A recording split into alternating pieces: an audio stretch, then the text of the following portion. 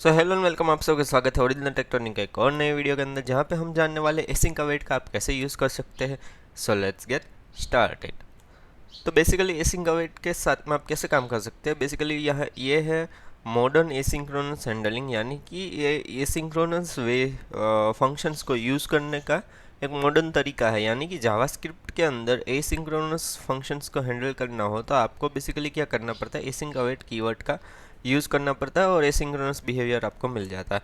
तो यहाँ पे क्या होता है कि कई बार एपीआई कॉल होती है या फिर कहीं पे कोई प्रॉमिस है, कुछ फंक्शन को टाइम लगने वाला है एग्जीक्यूट होने में, तो उस केस में हम एसिंक अवेट का यूज़ करते हैं कि ताकि वहाँ पे कोड वेट करे तब तक जब तक ये वो कोड एग्जीक्यूट ना हो जाए। बेसिकली ये क्या होता है कि कॉल बैक फंक्शंस आप यूज़ करते हैं dot then dot catch promise वाले से, उससे ज़्यादा कहीं क्लीनर वे में आपको एसिंक अवेट यूज़ करने को मिल जाता है।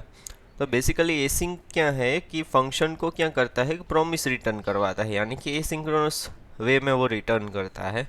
और अवेट क्या है कि प्रॉमिस को रिजोल्व करके जो भी रिस्पॉन्स आता है, यानी कि बेसिकली वो डॉट देन ब्लॉक में जो भी रिस्पॉन्स आता है वो आपको देता है। और बेसिकली यहाँ पे क्या है कि ये क्या हो करता है कि आपके कोड को क्लीनर और रीडेबल बना देता है, और ट्राई कैच ब्लॉक के अंदर ही आप एपीआईस को भी हैंडल कर लेते हैं।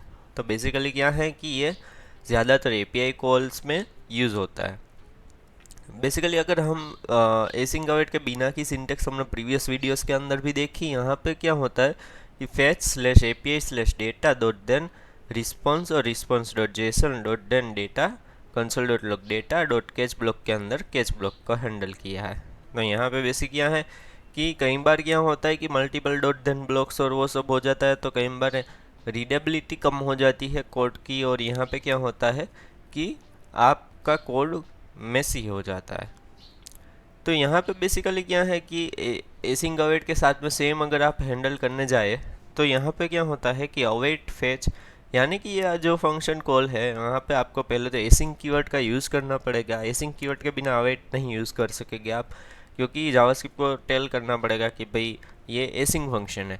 तो यहाँ पे बेसिकली क्या करना है कि const R E S equal to await fetch slash A P I slash data const data equal to await R E S dot JSON, और कंसोल डॉट लॉग के अंदर जो भी रिस्पॉन्स आ रहा है जेसन वाला उसको डेटा के अंदर दिखा देना है। तो यहाँ पे कैच ब्लॉक के अंदर यहाँ पे आपको एरर मिल जाएगी, और कुछ इस तरीके से आप अगर सक्सेसफुल हुआ तो डेटा मिलेगा, और एरर आई तो यहाँ पे कैच ब्लॉक के अंदर एरर मिलेगा। यहाँ पे अगर यूज इफेक्ट के साथ में हम यूज़ करें तो यूज इफेक्ट के अंदर हम डायरेक्ट एसिंक्रोनस फंक्शन नहीं बना सकते, इसलिए आपको फंक्शन नया बनाना पड़ेगा, डिफाइन करना पड़ेगा। और यहाँ पे fetch data equal to async, और यहाँ पे फिर अवेट करना है, और यहाँ पे डायरेक्ट आपको सेम वे के अंदर आपको डेटा कंसोल में मिल जाएगा। बेसिकली क्या है कि ऑलवेज आप क्या करना है कि आपको जब भी एसिंक अवेट यूज़ करें तो यहाँ पे ट्राई कैच ब्लॉक यूज़ करना ही है, ताकि dot then and dot catch दोनों ब्लॉक हैंडल हो जाए। फिर यहाँ पे क्या है कि एरर्स और लोडिंग को आपको हमेशा ही हैंडल करना है। और यहाँ पे क्या है कि एसिंक्रोनस फंक्शंस कई बार हैवी होते हैं फ्रंट एंड के लिए, तो आपको क्लीन अप या फिर अनमाउंट परफेक्टली परफॉर्म करना है, जिससे कि आपकी यूआई के ऊपर अननेसेसरी एपीएस कॉल ना हो। और बेसिकली क्या करना है कि एसिंक्रोनस फंक्शन जो भी बनाए तो इसको ट्राई कीजिए कि रीयूजेबिलिटी बढ़ाइए, यानी कि एपीएस कॉल है तो एपीएस कॉल ज़्यादातर जहाँ पे यूज़ हो रहे हैं या फिर कुछ हो रहा है कॉमन स्ट्रक्चर है तो कॉमन आप यूज़ कर लें। बेसिकली यहाँ पे इस टॉपिक के रिलेटेड का कुछ इंटरव्यू क्वेश्चन है जिसका आप स्क्रीनशॉट या फिर पोज करके देख सकते हैं, और कोई भी डाउट हो तो कमेंट सेक्शन में भी बता सकते हैं। आई होप आपको ये वीडियो पसंद है लाइक शेयर सब्सक्राइब जरूर कीजिएगा। Thank you guys for watching, signing off.